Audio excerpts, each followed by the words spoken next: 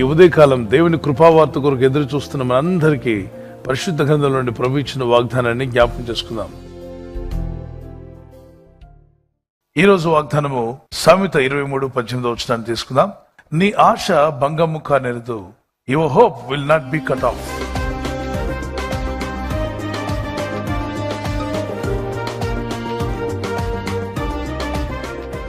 ఆశ నెరవేరాలి అంటే బైబిల్ చెప్తుంది, యెహోవా యందు భయభక్తి గల వాని యొక్క హృదయ వాంఛ దేవుడు తీరుస్తాను అని వాగ్దానం చేశాడు. నిశ్చయంగా దేవుడు నెరవేరుస్తాడు. ఒకవేళ ఆలస్యం అవ్వచ్చు, ఆలస్యమైన ఆశ్చర్యకార్యాలు జరిగించే దేవుడు మన దేవుడు. కొంతమంది హృదయంలో చాలా గాయాలు ఉన్నాయి, వారు అనుకున్నది జరగలేదని. ఇప్పుడు ఆ గాయాలు పక్కన పెట్టి ప్రభు వైపు చూస్తూ ముందుకు వెళ్ళండి.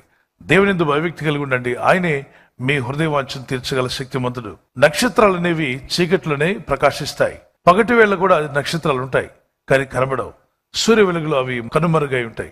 అందమైన నక్షత్రాలు మనకు కనబడాలంటే ఆ చీకట్లో అద్భుతంగా కనిపిస్తాయి. కొన్ని మార్లు జీవితంలో చీకటి అలుముకున్నట్టుగా మీకు అనిపించవచ్చు.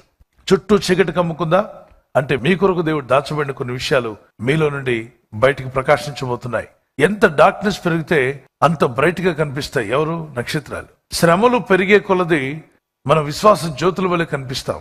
అయితే శ్రమను చూసి భయపడకండి. శ్రమలే వద్దని ప్రార్థన చేయొద్దు. శ్రమ, కష్టము, శోధన రాకుండా ఆత్మీయతలో ప్రమోషన్ దొరకదు. శోధన జయించువాడు ధన్యుడు. యోబు జీవితంలో అద్భుతమైన స్టార్స్ మనకు కనిపిస్తాయి. ఆయన రెండంతలుగా దీవించబడ్డాడు, ఆయన బహుగా ఆశీర్వదించబడ్డాడు, ఆయన చుట్టూ దేవుని కంచి వేయబడింది. ఎవరికి ఏ కష్టం వచ్చినా యోబుని జ్ఞాపకం చేసుకుంటాం. కారణం ఏంటి? అంత స్టార్ లాగా ఎందుకు ప్రకాశిస్తున్నాడు? He went through a deeper darkness. గాఢాంధకారపు లోయలో సంచరించాడండి. యోబు వెళ్ళిన గాఢాంధకారం అటువంటిది ఇటువంటిది కాదు. భయంకరమైన గాఢాంధకరమైన చీకట్లో తన జీవితం నెట్టబడింది. అటువంటి శోధన ఎవరికి రాకూడదు. అన్ని విషయాల్లో నష్టపోయాడు. నిన్నటి వరకు హీరో సడన్ గా జీరో అయిపోయాడు. స్టోరీయే మారిపోయింది. తన గురించి చెప్పుకునే వాళ్ళే లేకుండా పోయారు. పిల్లలు చనిపోయారు. అతని వ్యాపారం మొత్తం కూలిపోయింది. పనివారు పోయారు. అప్పటి వరకు ఉన్నదంతా ఆవిరైపోయింది. తనకంటూ ఏమీ కనబట్ల. ఉన్న ఆరోగ్యం కూడా ఆవిరైపోయింది. శరీరం అంతా చిల్ల పెంకలతో గీరుకుంటూ నానా తిప్పులు పడుతున్నాడు. చర్మ రోగం వచ్చిందట. సో శరీరం బాధించబడుతుంది, ఆత్మ బాధించబడుతుంది, హృదయం కూడా బాధల్లో ఉంది. అంత గాఢాంధకారపు లోయలో వెళ్ళినప్పుడు దేవుడు అతనికి ఏం చేశాడు? దేవుడు అతను తోడుగా ఉన్నాడా? ఉన్నాడు. ఆయన న్యాయాన్ని విడిచిపెట్టే దేవుడు కాదు. ఆయన బిడ్డలను ఎన్నడూ కూడా మర్చిపోడు. ఆయన తప్పక సాయం చేస్తాడు, నమ్మాడు. అటువంటి నిరీక్షణ కలిగి ఉండండి. ఏది ప్రభా నేను చాలా ఆశించాను, నా పట్ల జరగలేదే అని బాధపడద్దు. నిరీక్షణ కలిగి ఉండండి. సహోదర సహోదరి, నీ ఆశ భంగము కానేరదు. తప్పక దేవుని సహాయాన్ని మీరు పొందుకుంటారు. ఒక కీర్తన పాడుకుందాం. నేను వెళ్ళే మార్గము నా యేసుకే తెలియును. నేను వెళ్ళే మార్గము నా యేసుకే తెలియును. శోధించబడిన మీదట నేను సువర్ణమై మారెదను. శోధించబడిన మీదట నేను సువర్ణమై మారెదను. నేను వెళ్ళే మార్గము నా యేసుకే తెలియును. నేను వెళ్ళే మార్గము నా యేసుకే తెలియును. కోడిగుడ్డు చూడండి, దానికి ఒక నిరీక్షణ. 21 రోజు అది వెయిట్ చేస్తుంది. 21 రోజు తర్వాత అది పగలగొట్టుకుని బయటకు వస్తుంది. 21 days వరకు అది ఎగ్గగానే ఉంది. కింద పడితే పగిలిపోతుంది. దానిలో జీవం ఉందన్న సంగతి ఎవరికి తెలియకపోవచ్చు. కానీ లోపల జీవం అది నెమ్మదిగా తయారవుతుంది. It took 21 days. అది ఎక్కడో పెడితే అవదు, తల్లి వేడిలో ఉండాలి. ఆ వేడి దానిలో మార్పును తీసుకొస్తుంది. ఎగ్గు లోపల నుండి పొడుస్తుంది అంటే అది జీవం బయటకు రాబోతుందని అర్థం. కానీ పైనుండి పొడుస్తున్నారంటే ఆమ్లెట్ చేసుకుని తినబోతుందని అర్థం. ఇప్పుడు గుడ్డు యొక్క హృదయ వాంఛ ఏమై ఉండాలి? అది పిల్లగా మారి బయటికి రావాలని. ఎప్పుడు నెరవేరింది? తల్లి దగ్గర కూర్చున్నప్పుడు, లేదంటే తల్లి పొదిగేటప్పుడు ఆ తల్లి యొక్క వేడిని అది రిసీవ్ చేసుకున్నప్పుడు జరిగింది మార్పు. మనం దేవుని వేడిలో ఉండాలి, దేవుని వాక్యపు వేడిలో ఉండాలి.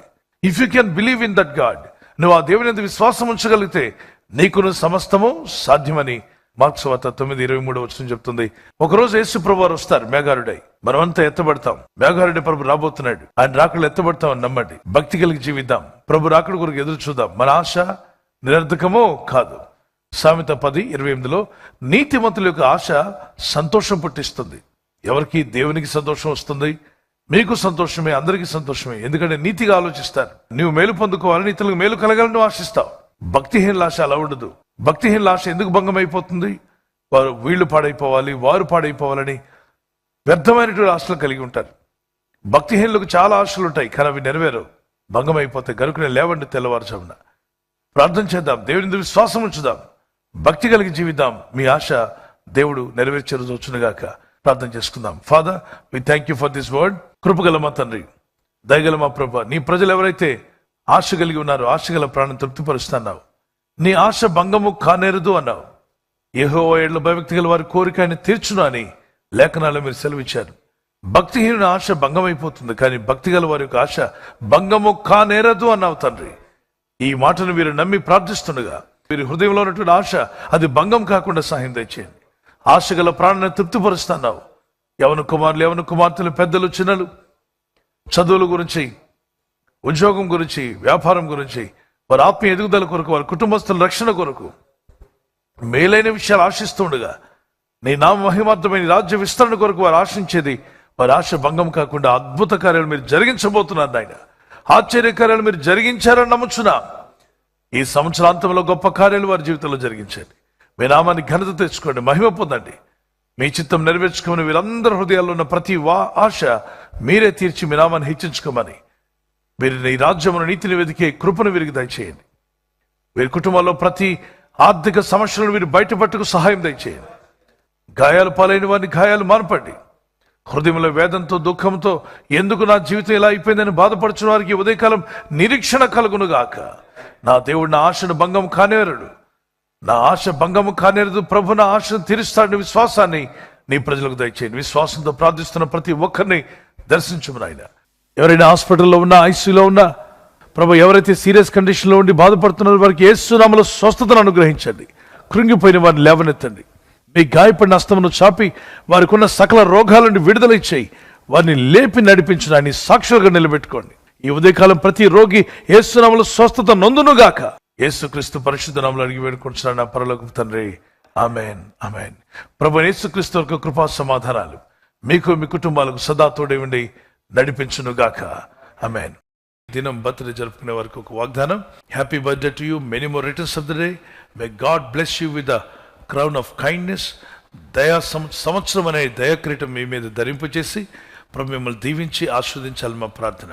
మీరు దేవునిలో మరింత దేవునికి దగ్గరై వాక్యంలో, ప్రార్థనలో, పరిశుద్ధతలో మరింతగా దేవుని ఎదగాలని నేను ప్రార్థిస్తున్నాను.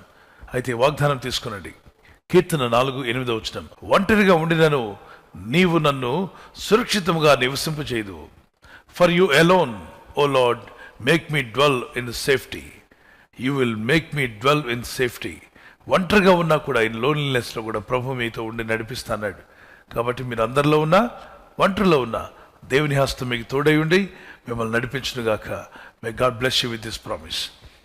యానివర్సరీ జరుపుకునే వారికి భార్యాభర్తల మధ్యలో ఐక్యత, ఏక మనసు ఉండాలి దేవుడి చిత్తం. Happy anniversary for you. Many more returns of the day. God bless you. Silver jubilee, golden jubilee, ప్రభు రాకడాల్సిన అయితే ప్లాటినం కూడా వీరు చేసుకునే రోజు వచ్చునుగాక. ఆమెన్. మీకు వాగ్దానం 1 పేతురు 5:7 మీ చింత యావత్తు ఆయన మీద వేయండి, ఆయన మీ భారంను, మీ చింతను తొలగిస్తాడు. మీ గురించి ఆయన చింతిస్తున్నాడు కనుక ప్రార్థన ద్వారా, విజ్ఞాపన ద్వారా మీ చింత యావత్తు ఆయన మీద వేయండి. భర్త మారలేదా? ఆ చింత ప్రభు మీద పెట్టండి. భార్య మారలేదా? చింత ప్రభు మీద పెట్టండి. కుటుంబంలో మార్పు రావాలా? చింత ప్రభు మీద వేయండి. అయితే కలిసి జీవించండి. భార్యాభర్తలు అనేవారు అనురాగం కలిగి ఉండాలి. దాంపత్య జీవితం సంతోషంగా, సమాధానంగా ఉండాలి. మీ కొరకు ప్రార్థిస్తున్నాం. Cast all your anxiety on him. May God bless you. May the Lord bless your relationships and provide all your needs. God bless you with this promise.